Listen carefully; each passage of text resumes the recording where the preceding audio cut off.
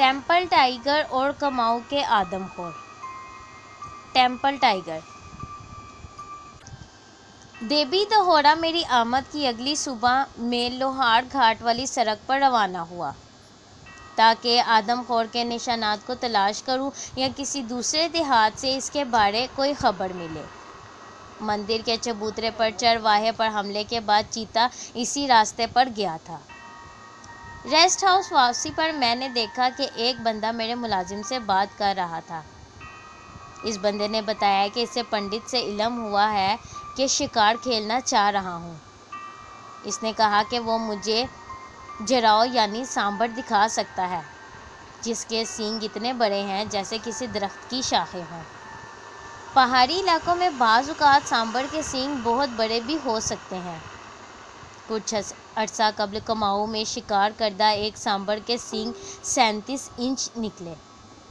चूँकि सांबर जैसा बड़ा जानवर ना सिर्फ मेरे साथियों बल्कि पूरे देवी दहोड़ा के लिए गोश्त मुहैया कर सकता था, मैंने इस बंदे को कहा कि दोपहर का खाना खाकर मैं इसके साथ चलूँगा।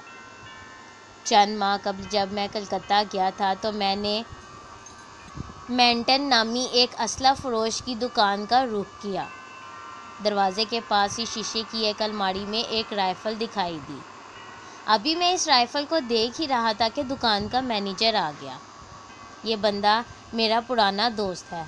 इसने बताया कि इशारिया 275 बोर्ड की राइफ़ल है जो वेस्टेले रॉचर्ड नामी कंपनी ने बनाई है। ये नया मॉडल कंपनी वाले हिंदुस्तान के शिकारियों में मुतारिफ़ करवाने के लिए बेचैन है। चूँकि ये राइफ़ल बहुत खूबसूरत थी, मैनेजर को ज़्यादा इसरार नहीं करना पड़ा और मैंने इस शर्त पर यह राइफ़ल ख़रीद ली कि अगर मुझे पसंद ना आई तो मैं वापस कर दूँगा। अब जब हम सांबर के शिकार के लिए निकले तो मैंने ये राइफ़ल साथ ले ली। देवी दहोड़ा के जनूब में पहाड़ी शुमाल की निस्बत कम ढलवान और 2 मील जितना दूर गए होंगे कि घास का एक कित्ता सामने आया और यहाँ से वादी का बेहतरीन नज़ारा दिखाई दे रहा था। वादी के बाएं जानिब मौजूद घास के एक मुख्तसर कित्ते की जानिब इशारा करते हुए हमारे रहनुमा ने बताया कि इस कित्ते पर हर रोज़ सुबह और शाम को सांबर घास चरने आते हैं। यह कित्ता जंगल से घिरा हुआ था। इसने यह भी बताया कि वादी के दाईं जानिब मौजूद पगडंडियों पर से जब वो देवी दहोड़ा को आता जाता है तो हमेशा इसे यहाँ सांबर दिखाई देते हैं। मेरी राइफ़ल की शुस्त 500 गज पर दुरुस्त की हुई थी और पगडंडी से इस कित्ते का फासला बमुश्किल 300 गज रहा होगा। इसलिए मैंने फ़ैसला किया कि रास्ते पर मज़ीद आगे जाकर इंतज़ार करूं। अभी हम ये बातें कर ही रहे थे कि मैंने हमारे सामने बाएं जानिब गिद्ध चक्कर लगाते देखे। जब मैंने अपनी हमराही की तवज्जो इसकी जानिब मबजूल कराई तो इसने कहा कि इस जगह एक छोटा सा गांव है। इसके ख्याल में इस गांव का कोई मवेशी मारा गया है जिसे खाने के लिए गिद्ध जमा हो रहे हैं। ताहम इसने ये भी बताया कि हमारा रास्ता इसी गांव से होकर गुज़रेगा और जल्द ही हम अपनी आंखों से देख लेंगे। ताहम ये गांव घास फूस से बने महज एक झोंपड़े पर मुश्तमिल था। इसके सामने मवेशियों का बाड़ा और फिर 1 एकड़ जितने तह दर तह खेत थे। इन खेतों से फसल चंद दिन कबल ही काट ली गई थी। झोंपड़े और बाड़े और इस खेत के दरमियान 10 फुट चौड़ा बरसाती नाला था। जिस खेत में गिद्ध किसी बड़े जानवर की हड्डियां चचोड़ रहे थे। जूँ ही हम नज़दीक पहुँचे तो झोंपड़े से एक आदमी निकला और सलाम दुआ के बाद इसने मेरे बाड़े और मेरी आमद का मकसद दरियाफ़्त किया। जब मैंने इसे बताया कि मैं नैनीताल से आदमखोर तंदवे को हलाक करने आया हूँ तो इसने मेरी आमद पर अपनी लाइल्मी पर नदामत का इजहार किया। इसने कहा कि अगर इसे मेरी आमद का इल्म होता तो मैं इसकी गाय को हलाक करने वाले शेर को मारने में कामयाब हो सकता था। इसने मज़ीद बताया कि इसने इसी गिद्धों वाले खेत में गुज़िश्ता शब अपने 15 मवेशी बांधे थे और रात को शेर आया और इसकी एक गाय को हलाक करके खा गया। چونکہ اس کے پاس کوئی آتشی اسلحہ نہیں تھا اور نہ ہی وہ کسی سے اس شیر کو ہلاک کرنے کا کہہ سکتا تھا، اس لیے وہ گاؤں جا کر اس آدمی سے ملا جس کے پاس اس علاقے میں کھالیں جمع کرنے کا ٹھیکہ تھا۔ یہ بندہ میری آمد سے 2 گھنٹے قبل آ کر گائے کی کھال اتار گیا تھا۔ اس کے بعد گدھوں نے باقی گائیں ہڑپ کر لی تھی۔ جب میں نے اس بندے سے پوچھا کہ جب اسے علم تھا بھی کہ اس علاقے میں ایک شیر رہتا ہے تو اس نے اپنے مویشی اس طرح کھلے عام کیوں باندھے، اس کے جواب نے مجھے حیران کر دیا کہ دیبی دہوڑا کی پہاڑی پر ہمیشہ سے شیر رہتا آیا ہے، لیکن گزشتہ شب کے علاوہ اس نے کبھی کسی مویشی پر بری نگاہ نہیں ڈالی۔ جو ہی میں نے جھونپڑے سے ہٹا اس بندے نے پوچھا کہ اب میرا کیا ارادہ ہے۔ میں نے اسے بتایا کہ میں سانبر مارنے نکلا ہوں۔ اس نے درخواست کی کہ سانبر کو چھوڑ کر میں شیر کی فکر کروں۔ اس نے بتایا کہ اس کی زمین اور مویشی بہت کم ہے، اگر شیر اس کی مویشی کھانے پر تل گیا تو اس کا خاندان بھوکا مر جائے گا۔ ابھی ہم یہ باتیں کر ہی رہے تھے کہ پہاڑی کے سرے سے میں نے ایک گھڑا اور پھر عورت کا سر دیکھا، پھر پوری عورت سر پر گھاس کا گٹا اٹھائے ایک لڑکی اور خشک لکڑیاں اٹھائے لڑکا نمودار ہوا۔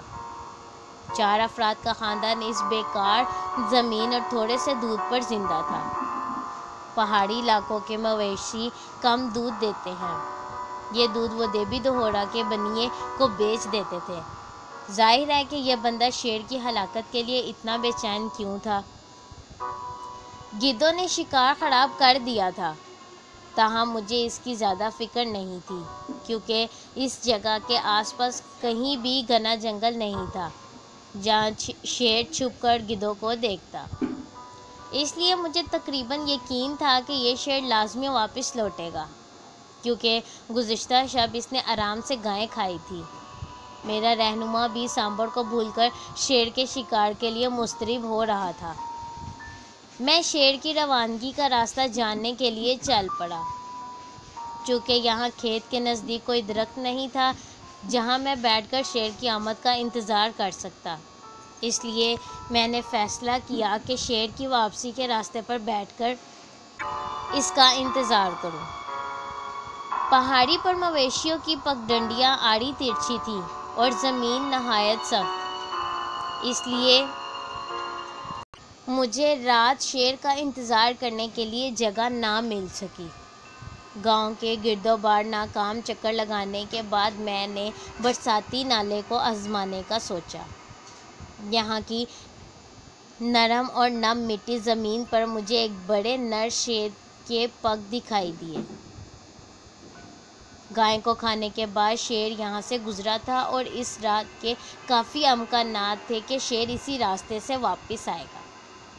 اس جگہ نالے کے جھونپڑے والے کنارے پر جھونپڑے سے 30 گز دور ایک ٹنڈ منڈ درخت تھا جس کے تنے پر جنگلی گلاب کی بیل اگی ہوئی تھی۔ رائفل کو زمین پر رکھ کر میں نے درخت پر چڑھنا شروع کیا۔ وہ درخت نالے پر جھکا ہوا تھا اور یہاں مجھے اپنے بیٹھنے کے لیے مناسب جگہ دکھائی دی۔ واپس جا کر میں نے دونوں آدمیوں کو بتایا کہ میں ریسٹ ہاؤس واپس جا کر اپنی بھاری 500 بور کی رائفل لاتا ہوں جو 2 نالی ہے۔ تاہم میرے رہنما نے مجھے اس پریشانی سے بچا لیا کہ وہ خود جا کر رائفل لے آتا ہے۔ اسے ہدایات دے کر میں نے روانہ کیا اور پھر جھونپڑے کی دہلیز پر بیٹھ کر اس بندے سے اس کی مشکل زندگی اور فطرت کے ساتھ ساتھ جنگلی جانوروں سے اس کی روزمرہ کی کشمکش کے بارے گفتگو شروع کر دی۔ جب میں نے اس سے پوچھا کہ وہ کہیں اور جا کر بہتر زمین پر قسمت آزمائی کیوں نہیں کرتا تو اس نے سیدھا سا جواب دیا کہ یہ اس کا گھر ہے۔ سورج غروب ہونے والا تھا۔ پہاڑی سے 2 بندے جھونپڑے کی طرف آتے دکھائی دیے، تاہم دونوں میں سے کسی کے پاس بھی رائفل نہیں تھی۔ تاہم بالا سنگھ جس کے بارے میں نے ابھی بتایا تھا اپنی افسوسناک موت تک میرے ساتھ شکاری مہمات پر جاتا رہا ہے اور بہترین ہمراہی تھا۔ کے ہاتھ میں لالٹین تھا۔ نزدیک پہنچ کر بالا سنگھ نے بتایا کہ چونکہ بھاری رائفل کی گولیاں میرے سوٹ کیس میں مقفل تھیں اور میں چابی بھیجنا بھول گیا تھا، اس لیے وہ خالی رائفل نہیں لایا۔ خیر، اب مجھے شیر کو اسی نئی رائفل سے شکار کرنا تھا، اور نئی رائفل کا پہلا شکار اس سے بہتر اور کیا ہو سکتا تھا۔ درخت پر اپنی منتخب کردہ جگہ پر بیٹھنے سے قبل میں نے جھونپڑی کے مالک سے کہا کہ میری کامیابی کا دارومدار اس بات پر ہے کہ اس کے بچے، جو کہ 8 سالہ لڑکی اور 6 سالہ لڑکا تھے، بما اس کی بیوی کے بالکل خاموش رہیں، اور جب تک یا تو میں شیر کو ہلاک نہ کر لوں یا پھر شیر کی آمد سے مایوس نہ ہو جاؤں، رات کا کھانا نہ بنائیں۔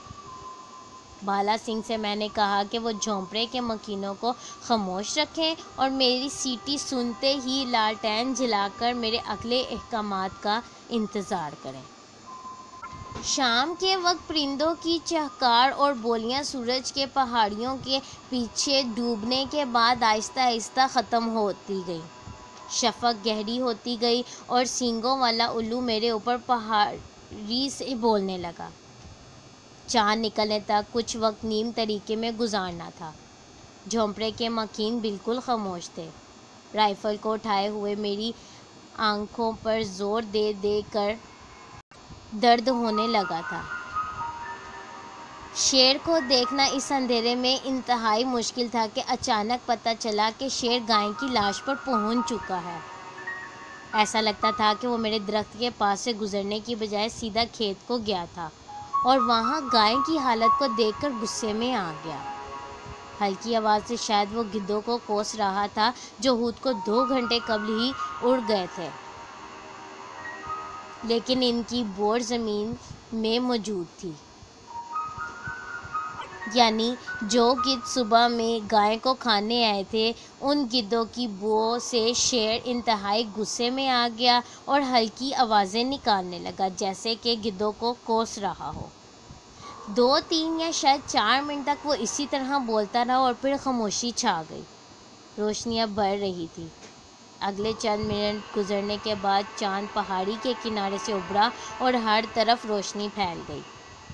گدھوں کی چھوڑی ہوئی ہڈیاں چاندنی میں سفید دکھائی دے رہی تھیں، لیکن شیر غائب تھا۔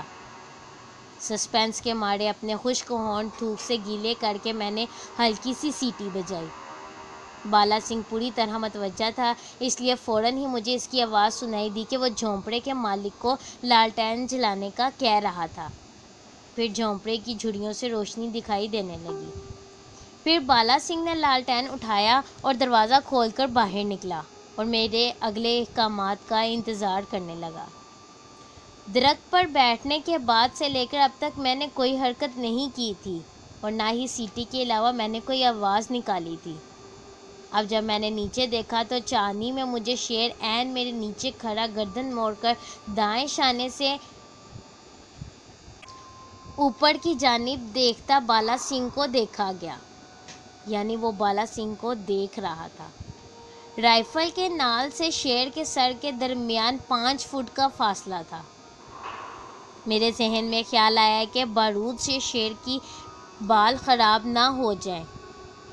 رائفل کے سفید دیدبان عین شیر کے دل کی سیدھ میں تھے۔ لبلبی دباتے ہوئے میں نے سوچا کہ یہاں گولی لگتے ہی شیر کی فوری ہلاکت یقینی تھی۔ لبلبی دبی لیکن گولی نہ چلی۔